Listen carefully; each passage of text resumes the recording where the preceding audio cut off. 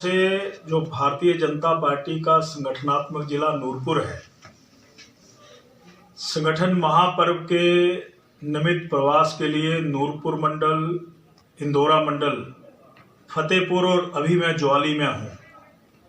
यानी मजबूत संगठन बने, पोलिंग बूथ की कमेटियाँ सशक्त बने, उसके लिए ये प्रवास चल रहा था। जहाँ तक आपने मेरे से कुछ जानना चाहा है, मैं ये कहना चाहता हूँ कि कांग्रेस के लगभग 2 वर्ष शासन के कार्यकाल के 11 तारीख को पूर्ण होने जा रहे हैं। पिछले साल की बात करूं तो धर्मशाला में जश्न मनाया था। हमने तब भी पूछा था कि जश्न किस बात का, तुम्हारी गारंटियां तो पूरी नहीं हुई, ना अधूरी पूरी हुई, ना शुरुआत गारंटियों को पूरी करने की गई। और अब 2 साल पूरे होने को आ गए हैं। जश्न मनाया जा रहा है कि हिमाचल प्रदेश में हर्षोल्लास है, विकास की नए आयाम और विकास के नए आयाम स्थापित किए हैं। मेरा तो सिर्फ यही कहना है कि मुख्यमंत्री सुखविंदर सिंह सुक्खू जी, आपको जश्न मनाने का कोई अधिकार नहीं है। आप क्यों मना रहे हैं? आपने पिछले लगभग 2 वर्षों में 25,000 करोड़ रुपए का लोन ले लिया। 96,000 करोड़ रुपया हिमाचल प्रदेश के ऊपर हो गया। एक पैदा होने वाले बच्चे के सिर पर भी 1,20,000 का कर्जा पैदा होते ही हो रहा है और तुम जश्न मना रहे हो। हिमाचल प्रदेश की 24 लाख महिलाओं को आपने भ्रमित किया, गुमराह किया, वायदा खिलाफी की कि हम आपको मानदेय देंगे।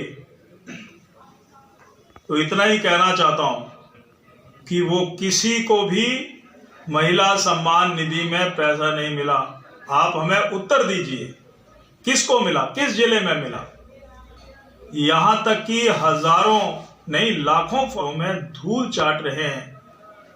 इसलिए आपको जश्न मनाने का कोई अधिकार नहीं। नौजवानों को कहा था कि पक्की नौकरी देंगे, पेंशन वाली नौकरी देंगे।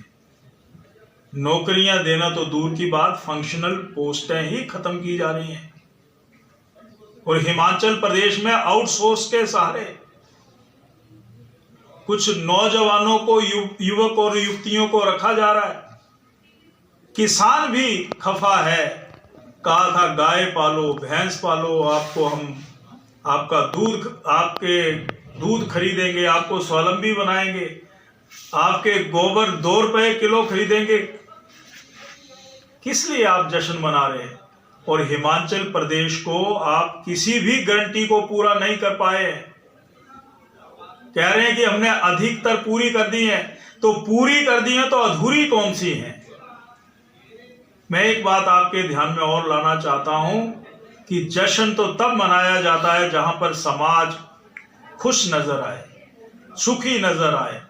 आपने तो हिमाचल प्रदेश का जो चेहरा है वो पूरे देश में, दुनिया में बदनाम कर दिया।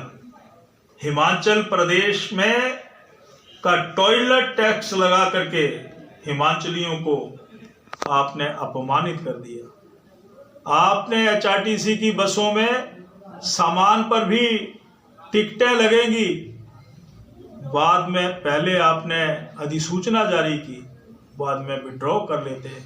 हिमाचल प्रदेश की एक पायनियर प्रॉपर्टी हिमाचल भवन दिल्ली, वो माननीय उच्चतम न्यायालय ने उसको अटैच कर दिया। 70 से अधिक वकीलों की जो लंबी फौज हाई कोर्ट में सरकार की खड़ी है, मैं तो उनको कहना चाहता हूं कि वो सिर्फ अपनी जेबों को भरने के लिए है या सरकार के पक्ष की पैरवी को मजबूती से रखें, पर वो हैं ही ऐसे जो पैरवी कर ही नहीं सकते। उन 70 से अधिक वकीलों के अलावा CPS के केस में आने के लिए लगभग जो वकील खड़े किए गए, उनको 6 करोड़ रुपए से ज्यादा धनराशि दी गई है, जो हिमाचल प्रदेश के सरकार के खजाने को बहुत बड़ी चपत है। तो समोसा कांड ने भी हिमाचलियों को पूरी दुनिया में जिस रूप में प्रस्तुत किया, कौन समोसा खा गया, तो उसकी भी इंक्वायरी बिठा दी गई। मैं इन सारी घटनाओं को इस रूप में देखना चाहता हूं कि हिमाचल प्रदेश में ये सरकार नाम की सरकार है, गंभीरता दिख नहीं रही है। हिमाचल प्रदेश और हिमाचलियों को अपमानित करने वाले ऐसी सरकार, साथ में लगते हरियाणा के मतदाताओं का आभार प्रकट करना चाहता हूं।